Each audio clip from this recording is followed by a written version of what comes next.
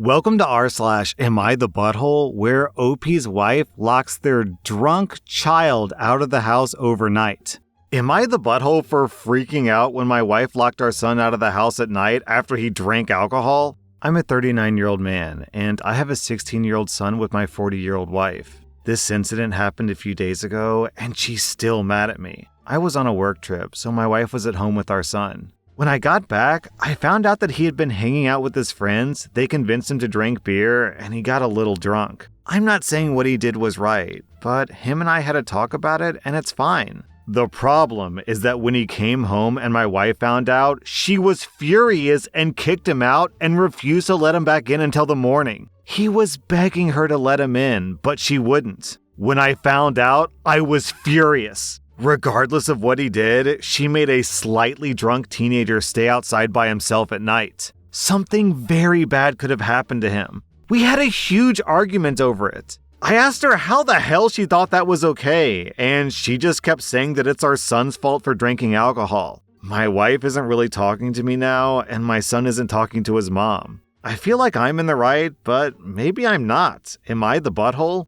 All right, down in the comments, we have this story from Real Weird, which I was going to mention, but someone else knows the story as well, which is fantastic. Not the butthole. Leslie Mahaffey, a victim of serial killers Paul Bernardo and Carla Homolka, was locked out of her house by her parents the night they kidnapped her. They took turns making videos of them R-wording and torturing her for days before they killed her. Have your wife research that case, and I bet she never locks him out again. So yeah, just on the surface level, this is a super easy story to determine who's the butthole because what your wife did was super dangerous. Your son is a minor and he's drunk, possibly for the first time ever, and he has no experience being drunk, and she just tossed him outside and locked him out? That is unbelievably cruel and irresponsible. So that's super easy, but there's another level, which as a parent I have to point out. The fact that your wife went to this extreme level of punishment without even talking to you is incredibly toxic. That's OP's son, so when it comes to locking a child out of a house, OP has a right to have a say in that.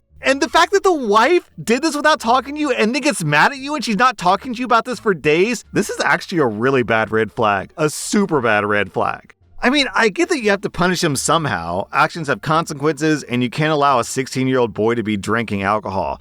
I'm with her in the sense that he has to be punished, but punishing him to this degree without getting OP's consent first is way overboard, way crossing the line. The way she should have handled it was to say, here's a glass of water, drink it, go to your room, sleep it off, and we'll deal with this when your father gets home. Yo, is this a 5 out of 5 butthole score? It might actually be. The callous disregard for her son's safety, plus the complete disrespect to her husband. I think it might actually be a 5 out of 5 here. OP, you get an easy 0 out of 5 buttholes. You have a right to be mad, and you should be mad. And now you're getting the silent treatment. I am angry on behalf of you, OP.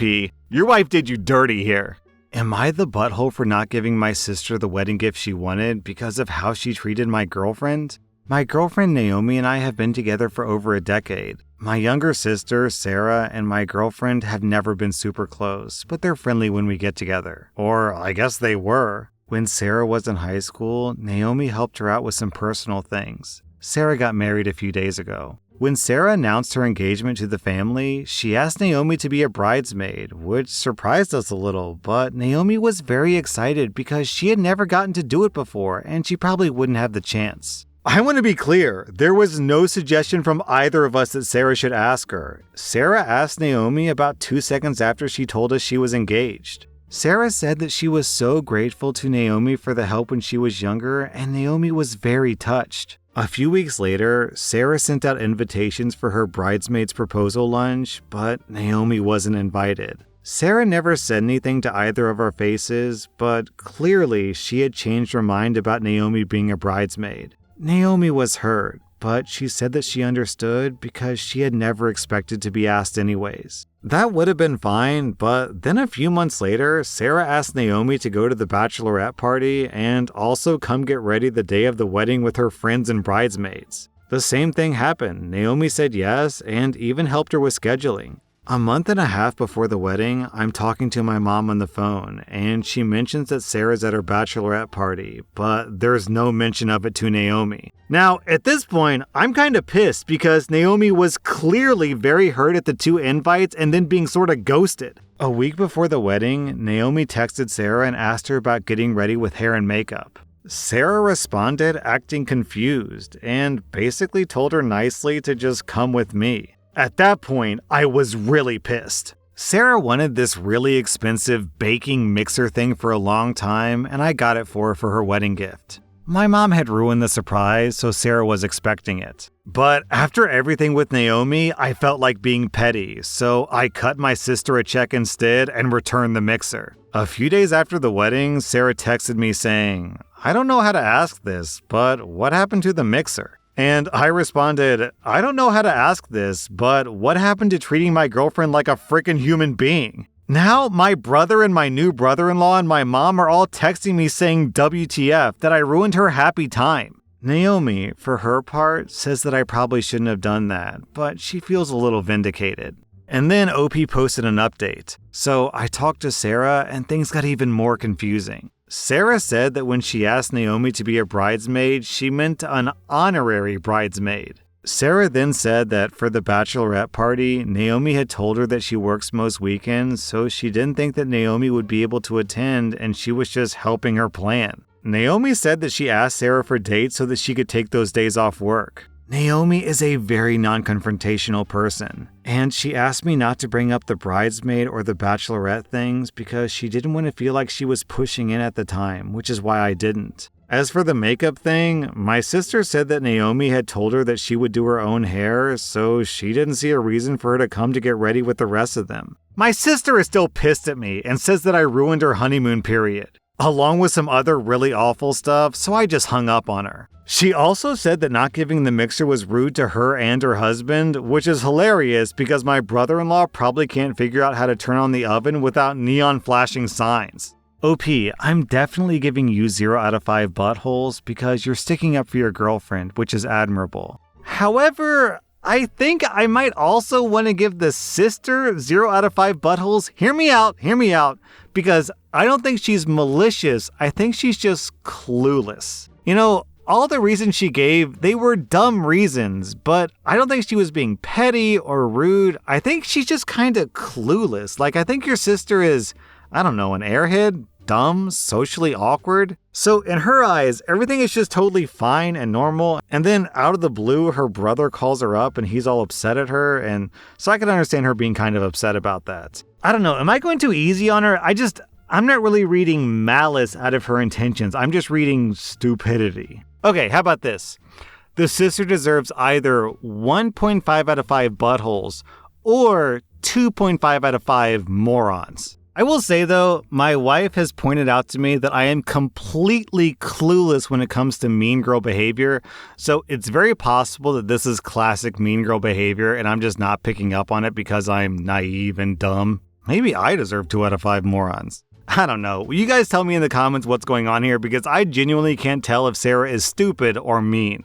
Am I the butthole for refusing to cook for my wife anymore after she ate 3 of my prepped meals? In my household, my wife doesn't cook. She sucks at it, and it's just easier on our taste buds if I cook for us. Earlier this year, we both decided that it was time for us to get back in shape. I decided to research calorie-friendly cooking recipes and got big into meal prepping. My wife stuck with it for a few weeks, but ultimately decided to quit. Luckily, this wasn't much of an issue for me. She's a nurse and frequently works much later than I do, as my typical workday is 6 a.m. to 2 p.m. So I would prep all my meals for the week on my day off, and then I would make dinner for both of us like normal. When I meal prep, I make 6 days worth of 3 meals, breakfast, lunch, and dinner. One morning before work, I go to the fridge to grab my breakfast and lunch, and they're just gone. I don't have time to ask my wife, nor do I want to wake her up early before her shift, so I just go. I end up skipping breakfast and lunch. I get off work and I'm starving.